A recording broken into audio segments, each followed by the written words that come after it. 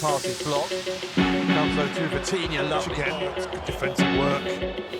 Marco Verratti, second decade in the Champions League football. He's getting his shirt pulled there. And Champions League, his first goal in 2014.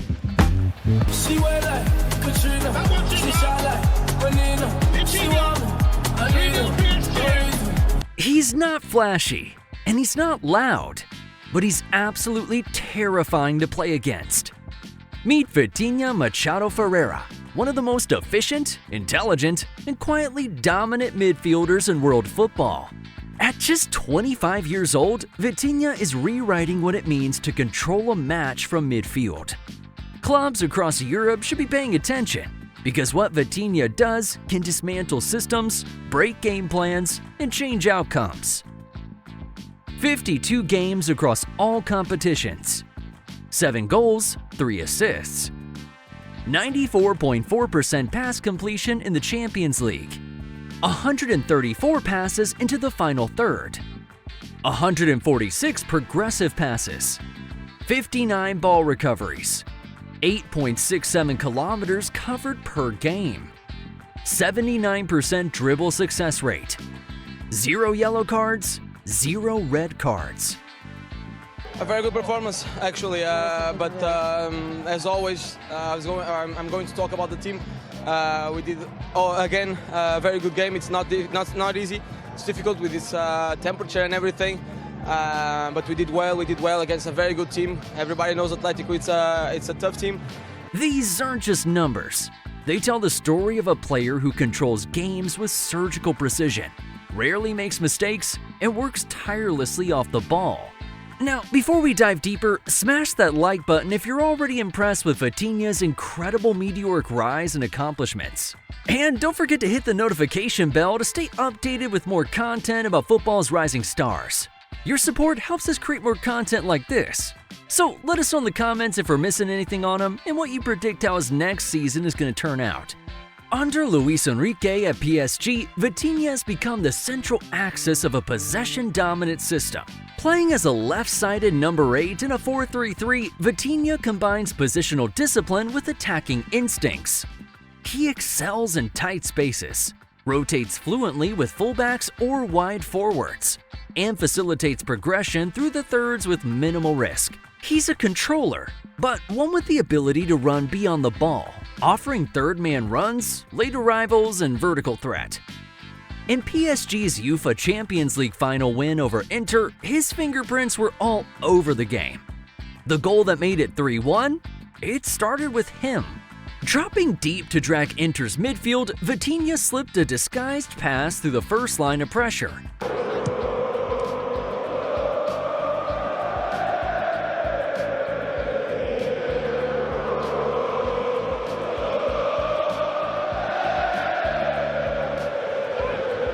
Lovely flick from Dembele. Brilliant football again from PSG. On it goes in now to Doué. Doué's in! That is brilliant. Triggering the move that led to Doué's goal. It won't make the highlight reel, but it shaped the match. He was PSG's deep conductor through their UCL run. Relentless in possession, creative under pressure, always one pass ahead. Most modern midfielders rely on athleticism, volume, or flair, but Vitinha relies on control. His passing isn't just accurate, it's decisive. He breaks lines, he advances play, he always scans before receiving, adjusting his body to protect possession and turn pressure into opportunity. Defensively, despite his slight frame, Vitinha is tenacious. His ability to read passing lanes and recover the ball early is key to PSG's high press. But the most dangerous thing? He doesn't foul. And he doesn't panic. 0 cards all season in both Liga 1 and Champions League. That level of discipline in his role is elite. He's the kind of player who doesn't just survive in pressure, he invites it. The best for us at the time, but we spoke at the time that we didn't deserve that place. We didn't deserve the results that we were having. A lot of times people say that in other clubs and everything, but sometimes it's not what it seems, what it really happens. but that wasn't the case. It was really what was happening. It was like a form of excuse or something. It was really... But Vitinha's journey wasn't smooth. Born in Santo Tirso, Portugal, he's always been seen as a technical player but doubted because of his size. At FC Porto's academy, he often stood out with his elegance and vision, but was written off by some for being too fragile. His loan spell at Wolves in 2020-21 was difficult. Playing in a more physical league, he just didn't get consistent starts. But what he gained was invaluable: resilience. He returned to Porto with a renewed mindset, dominated the Portuguese league in 2021-22, and earned a move to PSG. And that's where the evolution began. Under Luis Enrique, Vitinha's positioning, press resistance, and tempo control have matured. He's no longer just a talented technician. He's a leader in build-up, a game manager, and a match winner by design.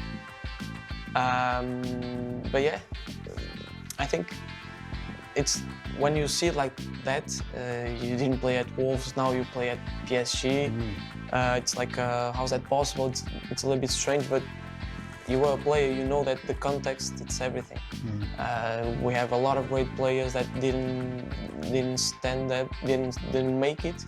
In Portugal's recent international against Germany, Vitinha didn't start. But when he came on in the second half, the game changed. Germany had been controlling tempo. Portugal lacked rhythm. Then Vitinha entered. Within minutes, the ball started moving faster. The midfield began to link with attack. Portugal took control. He didn't get the assist, and he didn't score, but his fingerprints were all over the win. And that's what elite midfielders do. They shape games without needing headlines. Real Madrid is transitioning, with Modric and Kroos aging out and a new midfield core emerging with Bellingham, Camavinga, Valverde, and Tchouaméni. Something is still missing: a tempo controller, a calm mind who links build-up to final third. That's where Vitinha fits. Amazing feeling. Like I said on the stage, I feel so proud and honored, and this is a special night for me and a special moment in my career. He brings a Modric-like calm under pressure, but adds relentless off-ball movement and elite ball security. He's not just a potential Modric successor, he might already be a more efficient one.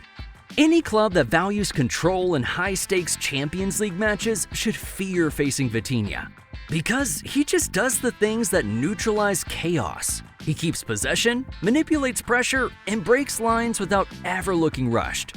After PSG's Champions League win, Vitinha was praised by legends. In an interview clip that went viral, he was told, "You're one of the best midfielders in the world today." Even teammates and rivals alike have commented on how calm he is in big moments, and how even when the spotlight shines on flashier stars, Vitinha controls the pace from the shadows. Vitinha's statistical dominance is also backed by intangibles: composure under pressure, elite decision-making in tight zones, and relentless energy off the ball.